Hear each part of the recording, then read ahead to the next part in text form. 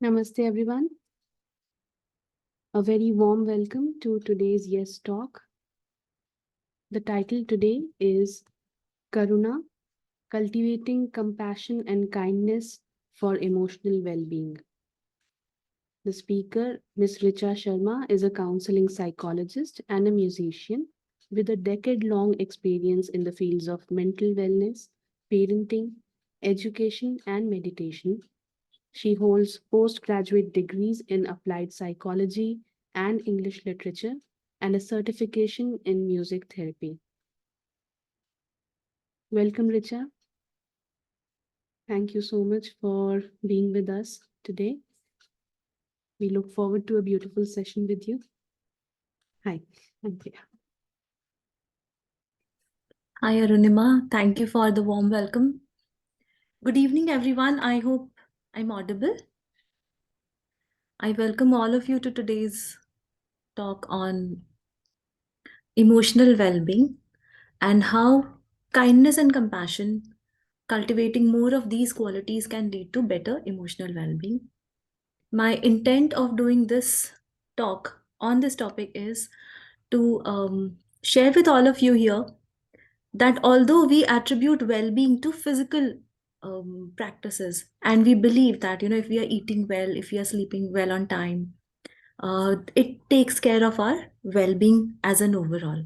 But well-being is a whole dimension, and physical, spiritual, emotional, social, relationships, financial, these are various aspects of well-being, and together they contribute to the overall space of well-being that each one of us has.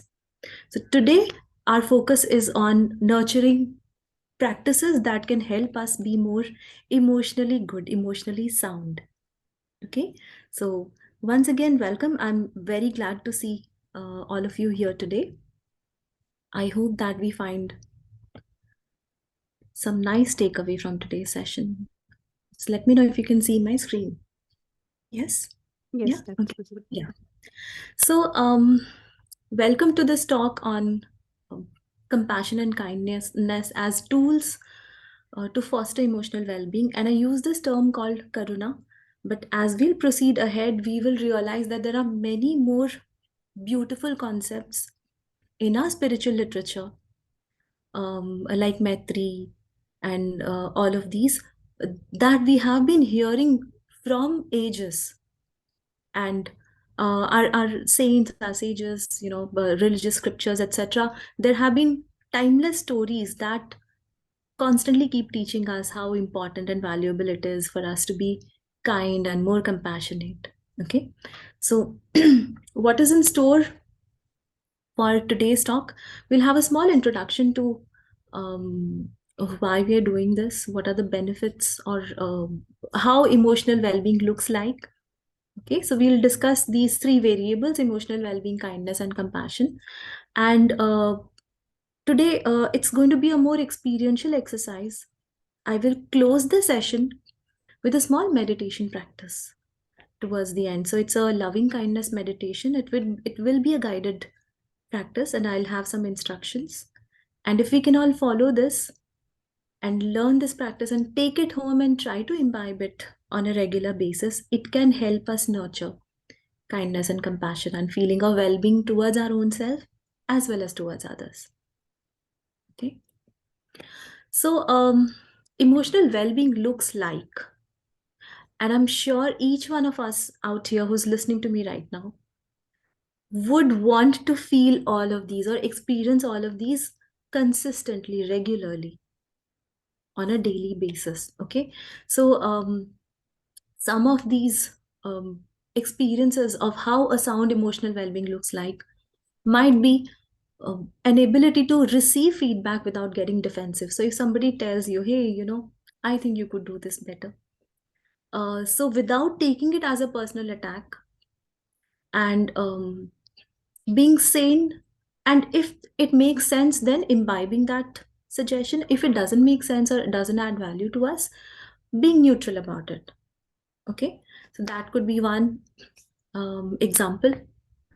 The second one, I think this is a very important one, and all of us encounter relationships in some or the other way, relating to people in any setup, in any setting, whether that's a family unit, relating with your partner, children, parents, or friends, or living in a sangha of other spiritual seekers. So we share relationships with people every day. So enjoying more healthy conversations whenever we interact with people, being resilient during difficult times. And I'm sure everyone out here who's listening to me right now has gone through difficult times in some or the other way, in whatever capacity each one of us holds. So staying more resilient, more calm and patient, being able to regulate our emotions in a balanced way, every day brings us with ample opportunities to lose our calm and temper, and to prompt us to shout and be our worst. So, how do we keep our calm in that situation, and how are we able to regulate our emotions in a more balanced way?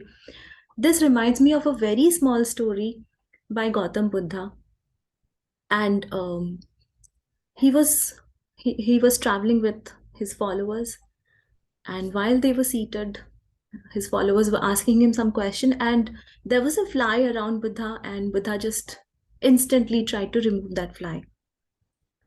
And the followers continued talking, and then Buddha stopped again, and while there was no fly, he waved his hand again to remove the fly. And then his follower asked him, Master, what was that? The fly had just passed by and you had already shooed it away. Why did you have to wave your hand again? So then Buddha said, the first time I did it, I did it as an impulse. I was not conscious enough. It was just a reaction. And I realized that I should be more conscious and responsive about it. So the second time I tried to do it in the way I exactly should have done this. And I have a very personal example in context of this week. Those of you who have access to small children at home can very well imagine how children trigger our patience and our sanity and our emotional sense of calm. So there was a certain task that I was doing, which had a deadline, and I had to respond instantly. While my child was asking me something, which was a very sweet question, what is this, what is that, etc. And I shouted at my child, because I was triggered. It was triggering me, her constant need for attention, and I wanted to do that work. But within a few seconds, I realized that actually my child has got nothing to do with this work or this deadline, and she's just being herself, her curious self. And it's my trigger that I need to attend to something. So I remembered this story by Lord Buddha, and I actually realized that this is not the way I should be responding to the kid. I need to respond to a certain email, etc. But then I took a pause. I went to my child again. I sat beside her and I asked her, yes, what were you asking? Tell me. And I held her hands and she asked me the question. And I held her hands with warmth and I told her, I need just 5 minutes. Can I just complete my work and then get back to you? Is it possible? Can we do this? And she said, yes, yes, you sure can. And she sat there for 5 minutes while I responded to that email. And then I went back and I answered my kid's question. So this is just a small example of how even I am learning to regulate my emotions, or to look at my triggers, or to know the difference between reacting with impulse and responding with a little more maturity and calm. And we are all learning. So there's no place to arrive at, and everyday experiences can serve as reminders for us to practice being more responsive, or to be able to regulate our emotions. Okay, emotional well-being also enables us to feel happier, be more grateful, count our blessings more than our complaints, feel more contented with what we have a strong sense of purpose in life. And I was doing a study last few weeks on the topic purpose in life, and I read a lot of researches around this and different perspectives. And it said that people who have a strong purpose in their life, in whichever age group they are, whether they are students or at work, or in home or family or community, or people after their retirement, if they continue to have a strong purpose in their life, they are emotionally more sound and they experience great benefits in their physical health and well-being, longevity, etc. Okay. Also, being more immune to negative emotions. Emotional well-being means not feeling. Um, you might have pain, but your perception to that pain will be more realistic and not more triggered. Okay. You feel greater sense of clarity and a heightened state of being. Okay, so these are just some examples of how emotional well-being might look like.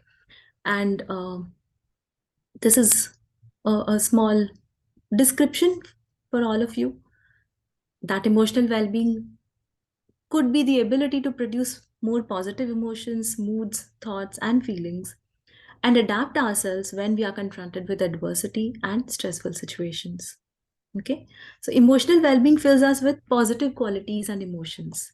Some of them are like hope, resilience, strength, forgiveness, empathy, compassion, etc. And we're talking about a few of them here today. So, here I collected a few examples for all of you on how we can nurture kindness in our life through certain ways. Okay, so kindness in our words or in our language. Our language is the tool, greatest tool that we use to connect with other people.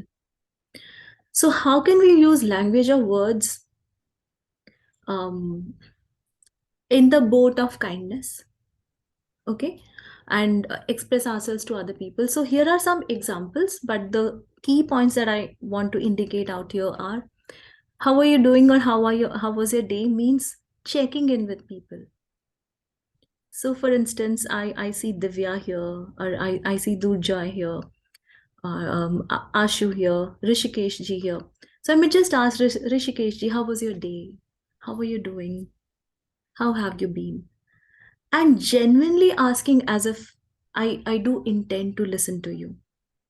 Okay. So when we are with our people around, sincerely asking and listening to that person might be an act of kindness. Okay.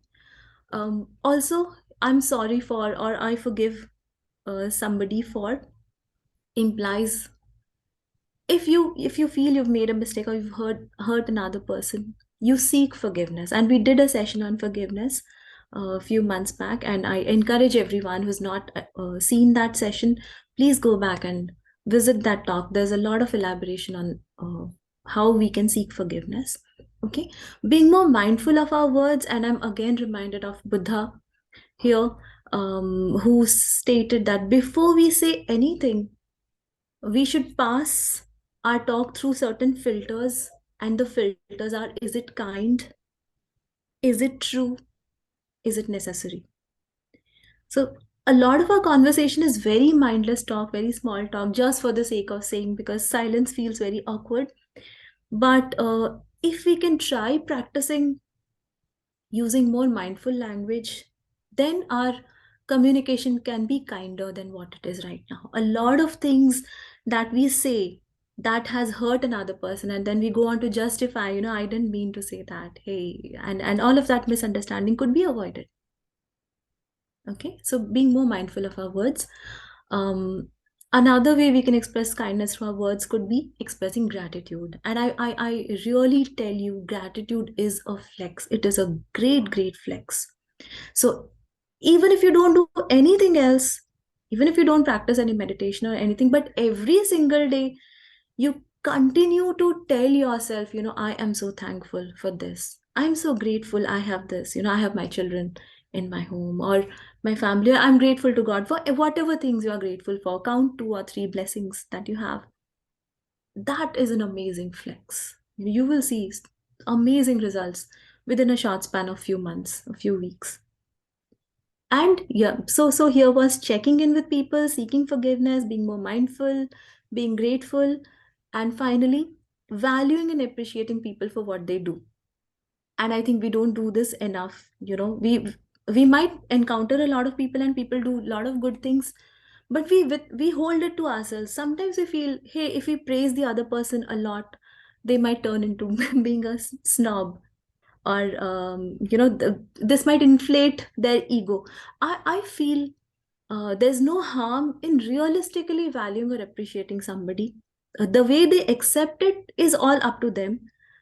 But if I go and extend somebody that, you did this and I really value you doing this, it's a great way to include or incorporate kindness in my own life.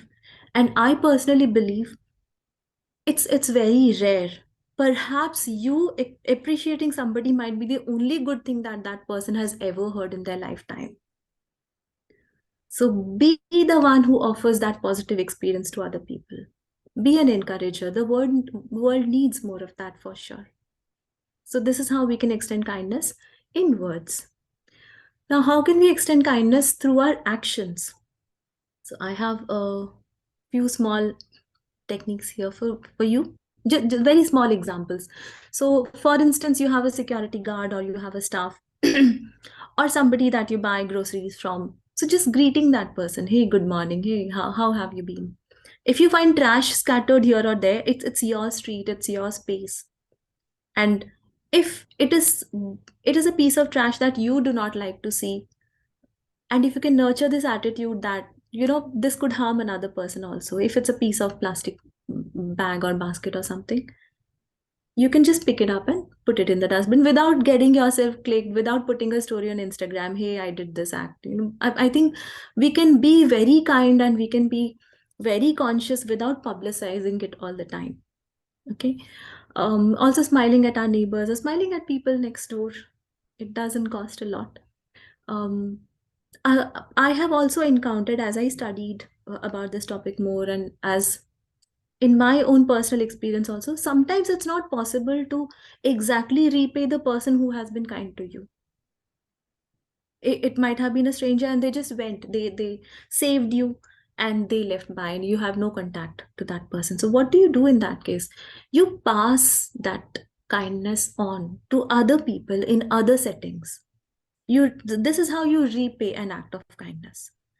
So if you had met with an accident and somebody had saved you, and now you know how that feels like, and if you are a bystander on the street and you encounter somebody else facing a difficulty, you be somebody to extend a helping hand. It might be a great support to that other person, and you are repaying the person who was kind to you at that time.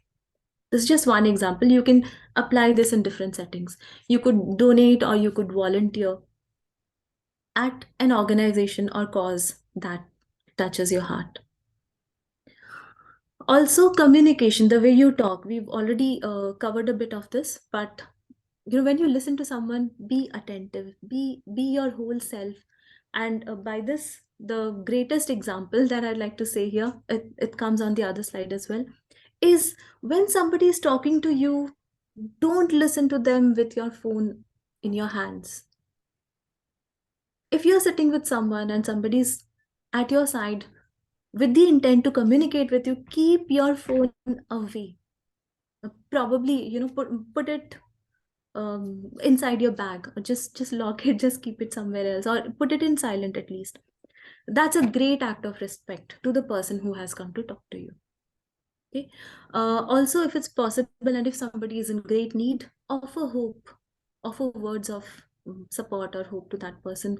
Be polite, give a compliment, and help people with logistical things. Hold the door open for someone, just for instance. Let somebody take the elevator or go in the queue before you. Kindness in our relationships, and I think our relationships really need a lot of kindness, and this is the way we nurture and strengthen our bonds. Okay. So the first one, this is a very interesting concept I came across some time back.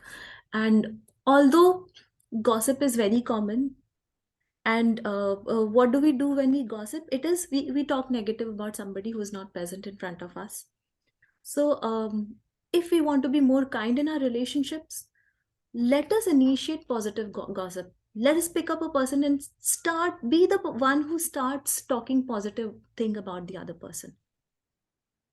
Okay, so it's very common for people to say, hey, you know what, something negative about the other person. So you come and change that perspective. Hey, you know what, this person did this, and try to make it contagious. Try to encourage your circle or people in your circle to talk more positively about other people. And I tell this all the time: be the last person who hears a negative gossip. Don't allow it to snowball. Don't escalate it to another person. Okay. And here, the one important point that comes to my mind is, do not allow or do not let anyone say negative things about your partner or spouse in their absence. That's a great act of respect towards the person who loves you. So encourage people around you to speak good things about your partner, or if they have a complaint about your partner or somebody you love, tell them, you should speak directly to that person, and you should not participate in that um, context or gossip. It really escalates issues in your own relationships as well. Be gentle and kind. And by relationships here, I not only mean romantic partners, I also mean parents, children, siblings, cousins, and anyone who you are in a very close relationship with. Do not let them know that you spoke behind their back in a very negative manner. This can be a great breach of trust. Okay, give hugs to whoever allows you to give them hugs. It's very good. It generates oxytocin, and it's very healthy for all of you, the receiver as well as the giver. Again, help with logistic and practical things like doing laundry, clearing up the litter, throwing the trash, chopping vegetables, all the household tasks that you can extend your help on. Another important thing that comes to my mind is respect your partner's friends and family members. So, and this is something which is a strong area of conflict among partners, and there might be reasons. But even if you don't get along very well with somebody, I mean, you can be neutral, and you can just refrain from speaking ill or very negative about that person. Okay. Also, allocate time to bond with your friends and families. Dedicate time. You can have once a month, all of us as a family go out together. We cook lunch together. We do have some small rituals like that that can keep you together. And like I said in the last slide, keep your phone aside while you're communicating with your family members. It's a huge sign of respect, especially if you're going out to dine together. Do not allow somebody who is away from you in physical space to take up that space, which is meant to be spent with the person who is in front of you. Right? Okay. So here, this is how we can extend kindness in our relationships. And I think this is often a very neglected area, being kind to oneself. A lot of times we are kind to everybody else, but not to our own selves. And that is not being kind enough. Okay. So let's begin with our own selves. And here I've given some examples, but the themes that I want to cover out here is, I'm doing my best. By this I mean, affirming your own self, telling yourself that you're performing to the best of your ability. And often, a lot of us have that critical voice inside of us: I'm not good enough, I can't do this, I'm such a bad parent, I'm so miserable, I'm so pathetic. These are the voices that dominate our head constantly. So rephrasing that to more positive: I am trying my best, I am learning how to be a better parent, or I am learning to be more responsible. So rephrase the area that you feel is a problem to a more wholesome or a positive direction. Okay. By I enjoy reading, I meant you could enjoy anything else apart from reading, but have a hobby, have something that you really enjoy. Do something at least for 30 minutes that is exclusively yours, outside of other people. It could be gardening, it could be cooking, it could be anything that you love doing. Express gratitude in your life regularly. Take a walk in the park, or do anything that is an act of self care. eat healthy, sleep timely. These are all examples of self-care, and self-care means being kind to yourself. And here I gave an example. I practice loving kindness meditation daily, which is what we are going to do today at the end of the session. Okay. So what we did here, we explored kindness in our words, kindness in actions, kindness in our relationships, and kindness to oneself. Okay. And here is a small spiritual perspective that I felt like sharing with all of you. Some of you might be aware, if you have read about Buddhism, there is this concept of Brahma Viharas, qualities of an evolved soul. Okay. And each one of these build upon each other. So there are these terms. I don't know if it's Pali or Prakrit. So this is Metta, Karuna, Mudita, and Upekha. So the first one, metta or maitri, is loving kindness. Okay. And it is an antidote that enables us to overcome feelings of hatred inside of us. Okay.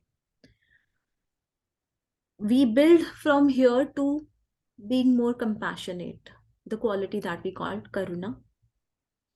And it helps us overcome uh, feeling of cruelty or exploiting or manipulating other beings. Okay. Then comes mudita, which is appreciative joy, which means feeling happy for the success or accomplishments of other people. And it is an antidote which enables us to overcome feelings of envy and jealousy. And when we work on these areas, there comes this feeling or the state of upekha, which means feeling serene, and equanimity means treating all beings as equal, not treating anyone as negative or bad, or not harboring ill feelings towards anything or anyone, being neutral. Okay, that's a very difficult state to be in, but today here we are trying to explore the first two Brahma Viharas, that's Metta and Karuna, so loving kindness and feelings of compassion. I would also like to share that a lot of us might have heard certain Shanti mantras like Lokaha Samastah Sukhino Bhavantu, which means may all beings everywhere in the world be happy and free of suffering.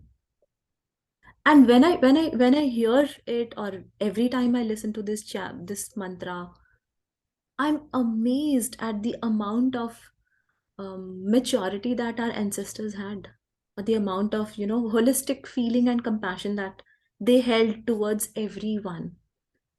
और सर्वेषां स्वस्तिर्भवतु, सर्वेषां शान्तिर्भवतु, सर्वेषां मङ्गलं भवतु, सर्वेषां पूर्णं भवतु, सर्वेषां मङ्गलं भवतु, भूमि मङ्गलम्, उदक मङ्गलम्. So these we evoke feelings, we invoke positivity and well-being towards something as small as plant and sun and sky and moon and stars. So we are praying for the goodwill of every element in the universe, because we know that we are all connected.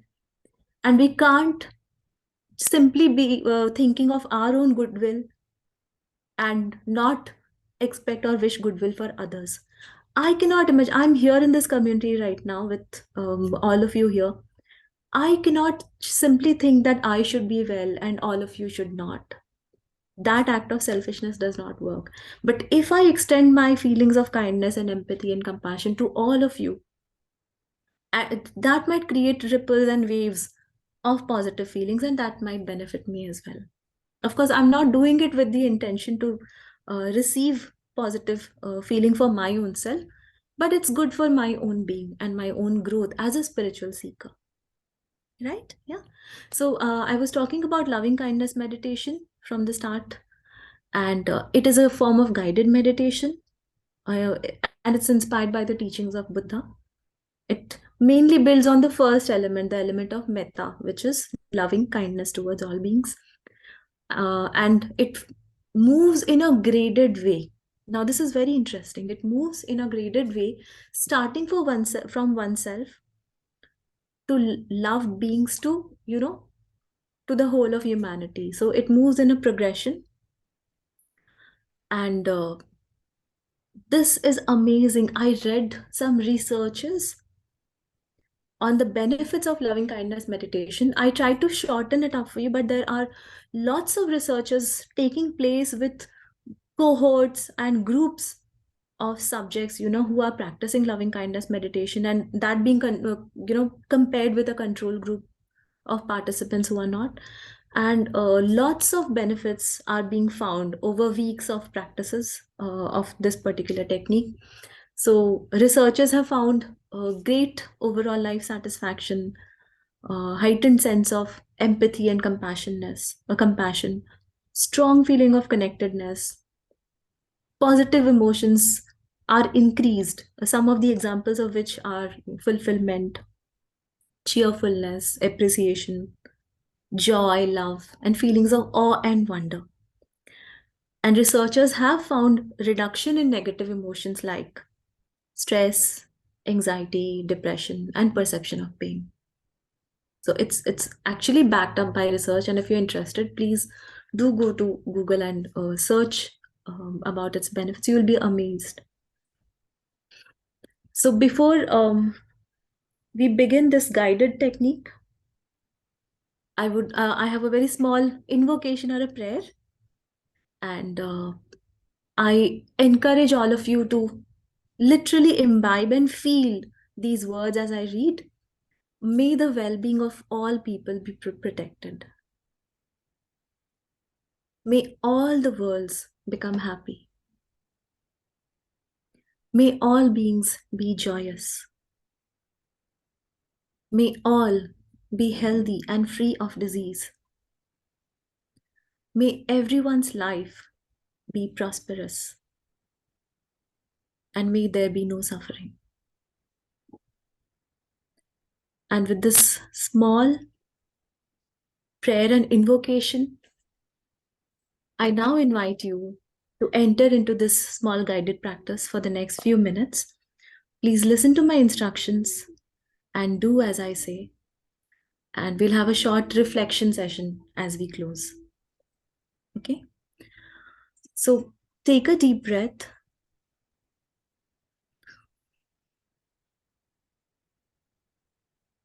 And you can choose to keep your eyes closed or open as you like, as it feels comfortable to you.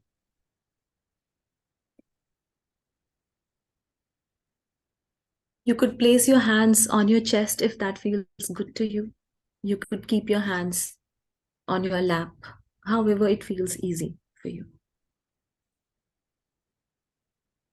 Now bring your attention inwards towards your own self and repeat after me as I say these phrases. Say these lines to your own self. May I be happy. May I be peaceful. May I be free from suffering and harm. May I be safe.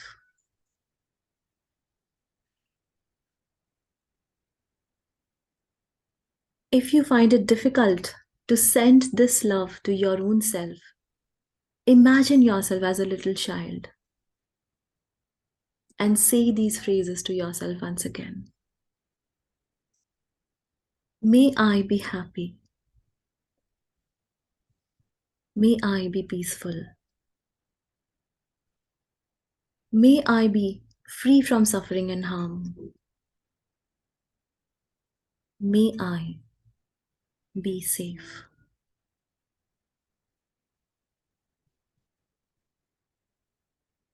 Now let us move from our own self to someone that we deeply love. Think about someone who's very close to you. It could be your parent, your partner, a child, a sibling, a good friend, or anyone that you feel very close to. Imagine that this person is sitting next to you. Bring your attention to this person and say to them, may you be happy. May you be peaceful. May you be free from suffering and harm. May you be safe.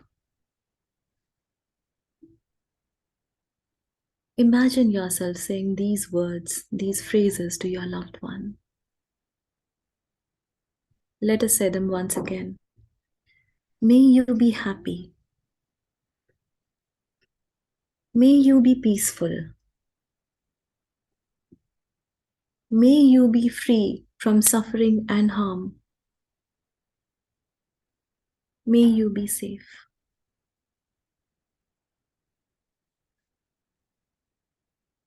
Now imagine someone that you have neutral feelings for. It could be a person that you meet regularly in your neighborhood but don't know enough about, like your security guard or neighbor. It could be someone who delivers fruits or vegetables at your home or cleans your car. Picture this person sitting right in front of you. Speak these phrases to this person. May you be happy. May you be peaceful. May you be free from suffering and harm. May you be safe.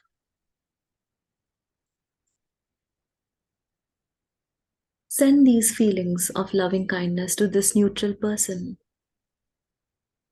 as you say this phrase once again. May you be happy. May you be peaceful. May you be free from suffering and harm. May you be safe.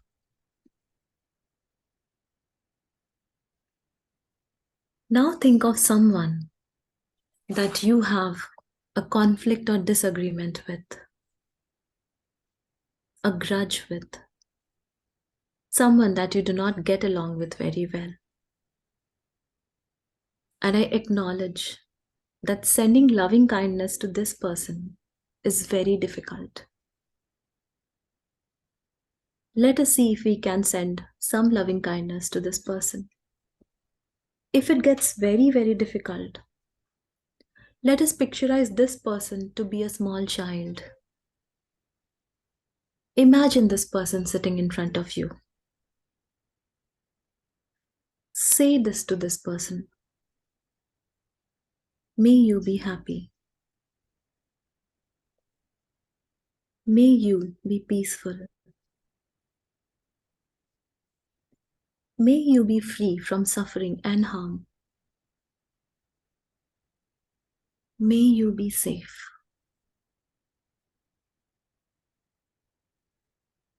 It might be really difficult to send this energy and intention to such a person that you don't get along with. Let us try to send this once again. May you be happy. May you be peaceful.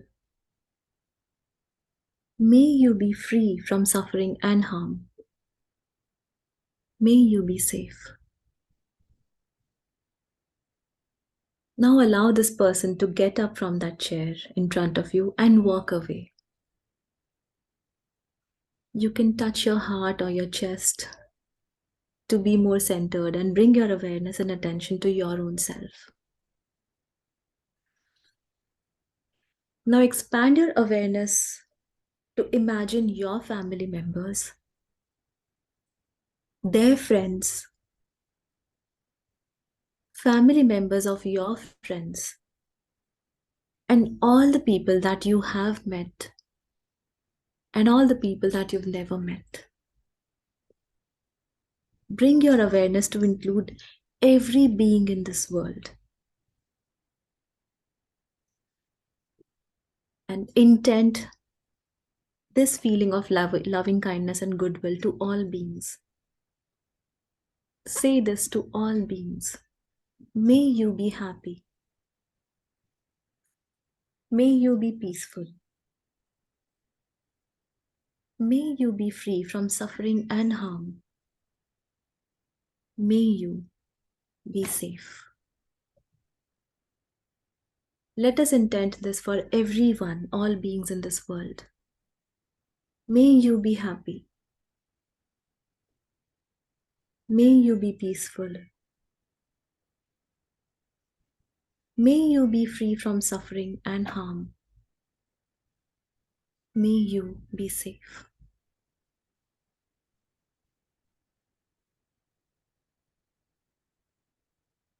You can take a deep breath.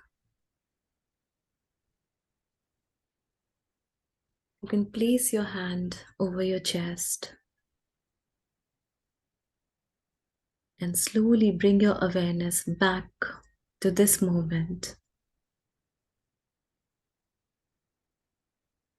And you can slowly open your eyes and feel a sense of loving kindness and compassion to your own self and to all beings.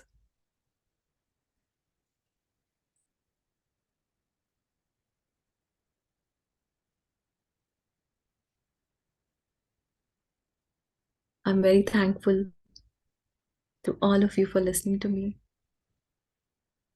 And I hope that doing this practice had some value to you.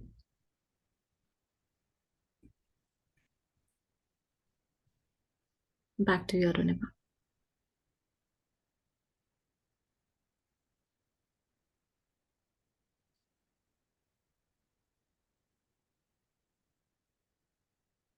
Thanks so much, Richa. That was really beautiful, really helpful to all of us, of course. Everyone of us can relate to this topic, of course, and we all need it, of course, for our emotional well being. Thanks a lot. You helped a lot. Thank you so much. Participants, if anyone wants to share something, if anyone has some question, please go ahead.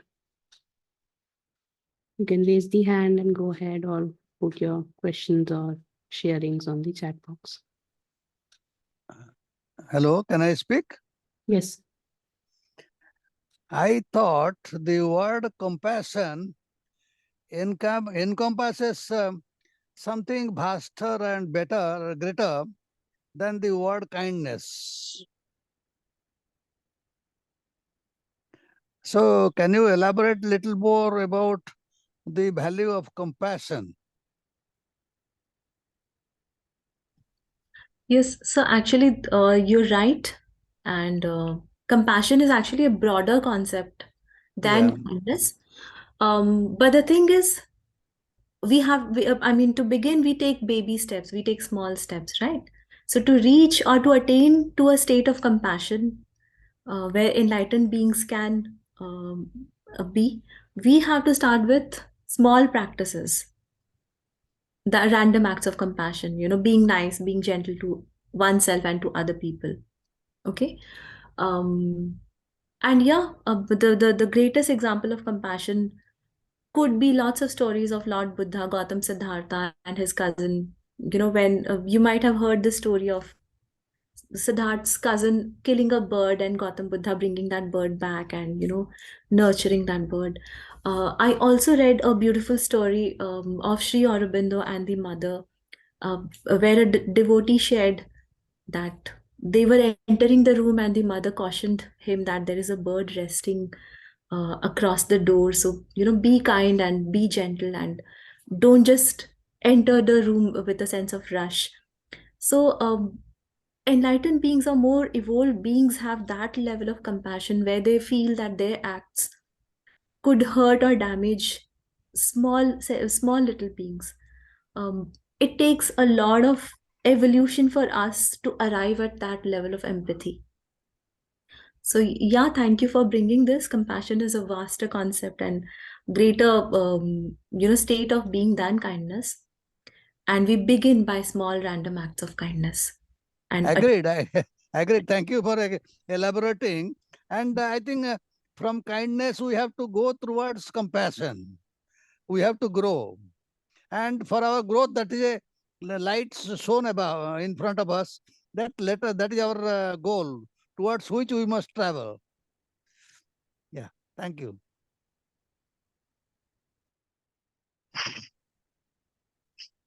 So, hi Richa, I'm Ashu this side. So, am I audible? Yes, yeah. Okay. So, first of all, my deep gratitude to you for this wonderful session. It was insightful knowledge for me. Thank you so much. Thank you so much for this. And for compassion, what I think that compassion is, one of the feature of Buddha. Buddha attained actually 32 features, and out of that, this one thing is compassion, which is the most difficult to understand and imbibe in life. But yes, today I got, few pointers from your side. So thank you so much, dear. Thank you. Take care. I'm really glad to hear that. Thank you so much. Yeah. Thanks, ma'am. Participants, if anyone else wants to share something or has a question, please go ahead. Yeah, I have a question if I can ask. Yes, please go ahead, sir. Okay, thank you so much for your talk. I joined late, so I missed some parts of it. I just had a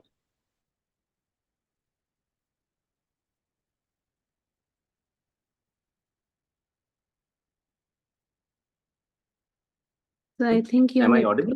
No, the network connection got poor in between. Okay. Do you think desirelessness is a prerequisite to achieve true compassion?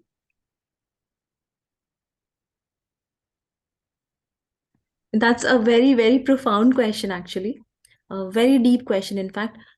In my limited understanding, I would say desirelessness is a state that we attain as we move in the direction of being compassionate. So we cannot start from having no desire. I mean, we are beings with desire, with intent. And when we begin, we might begin with positive intent or intent of our growth, and desirelessness or being neutral, or as we saw out here, a feeling of equanimity is, it comes ahead. So we don't start from the state of desirelessness, we go towards the state of a being where we do not have desires, or where desire is not even a word anymore. Why I asked this question was because a mother can be compassionate while she takes care of takes care of a child, either by motivating the child or even by scolding or beating the child, because she has his or her larger interest in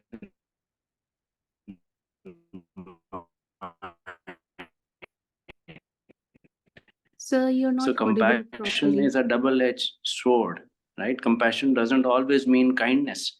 I can be unkind. All right, I've got my answer. Thank you. I was just adding something. Thank you. Thanks, sir. Thanks. Dojoy, sir, please go ahead. You've raised the hand.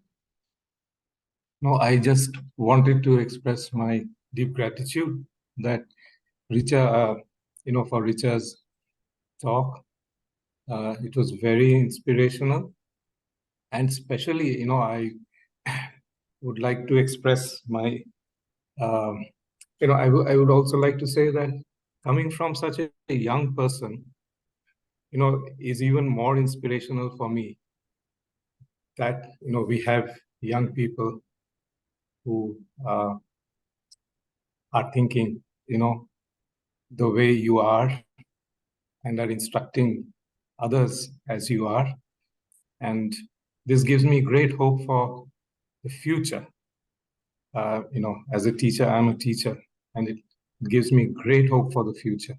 And thank you very much, Richa, for this talk. Thank you so much, sir. Yeah, thank you. Thank you, sir, for your kind words. Dr. Bijlani, I request you to please share your thoughts.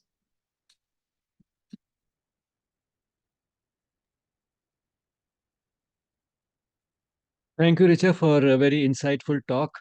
Very thorough as usual, broken down into small points, which one at a time are much easier to grasp than the entire concept. And this topic of emotional well-being is is something which is very important because by and large our life is driven by emotions. Even when we think that we are very rational, actually it is emotions that drive us, and the intellect is very often exploited by the emotions to justify what we feel like doing. So emotions being the major drivers of our life should be in good health. So emotional well-being is very important, because how can you let your life be driven by a driver which is itself unhealthy? So it can't take you in the right direction. Uh, the talk was so thorough that really I can't add too much to it, except reiterate maybe some important messages which to me looked important takeaways. One was being mindful of words. Before we utter anything, asking ourselves, is it true? Is it kind? Is it necessary? And if we go through that, uh, a lot of things that we say, in fact, we will not say at all, because much of it is unnecessary. And that's what the mother has called the austerity of speech, because a lot of things that we talk are actually not necessary. And gossip comes in that category.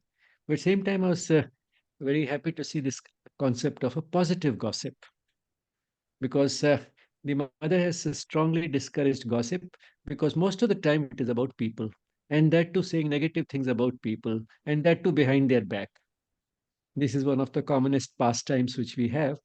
We don't mean any harm, but at the same time, we enjoy doing it. And so we spend sometimes quite a bit of time on it. And therefore, she has said that to gossip about what somebody is doing or not doing is wrong. To listen to such gossip is wrong. To try to verify such gossip is wrong. To react to such gossip is wrong. The whole business, the whole thing is a terrible waste of time and brings down the consciousness. And therefore, this type of gossip certainly is not something desirable. And but at the same time, it has also been said that the gossip may be most of the time about people, but then people who are more highly evolved don't talk about uh, people; they talk about events when they gossip. And those who are still more highly evolved, they talk not even about events, but they talk about ideas. And perhaps one could go further, that they talk in such a way that they stimulate each other's spiritual growth. So that type of conversations in which you end up stimulating each other's spiritual growth uh, would certainly not qualify as gossip. Or if you want to call it gossip because you're in any case talking and enjoying it, then one can say that it is a positive type of a gossip. You talked about many things that one could do to express compassion, whether it's compassion or kindness. Uh, as was clarified a few minutes back, kindness is the gateway to compassion. One can be kind because we know what being kind is. That is helping somebody who is in difficulty, or even otherwise, uh, be having a sense of goodwill, a sense of uh, uh, being sort of nice, which goes beyond ordinary good manners. So, good manners could be sort of the initial step, the very first step, and then we actually become genuinely kind. But then that may not necessarily be compassionate, because literally, if you see, compassion is feeling the same passion. being together in passion. So, which means that sharing joys and sorrows uh, to the extent of feeling the other person's joy and sorrow. Which means that if one would say roughly, kindness comes out of sympathy, whereas compassion comes out of empathy. And in Hindi, we have a similar word, sahanubhuti. That is anubhuti, that is the feeling. Saha means together. So together you feel the same thing. So these are all words which express that higher type of emotion in which you feel one with the other person and share those joys and sorrows. And if the person has a sorrow, then naturally you will do something about it. And what you do, it becomes an act of kindness. And all this actually is rooted in one positive emotion, and that is love. So if there is love, there will be both kindness and compassion, and the expression would come in different ways. One sort of way in which Gary Chapman has summed up the way love may be expressed is what he calls the 5 languages of love. And that again sort of condenses many of the acts of kindness and compassion. One of them is appreciating somebody, paying a compliment, saying some nice things. So that is one type of love language.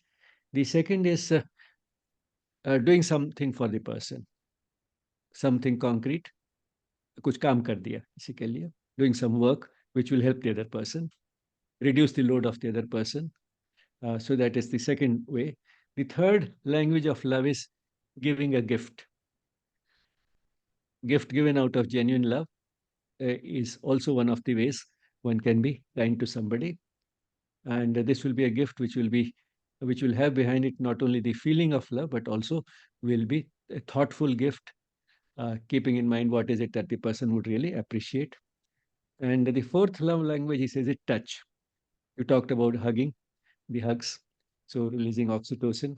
So touch is another love language.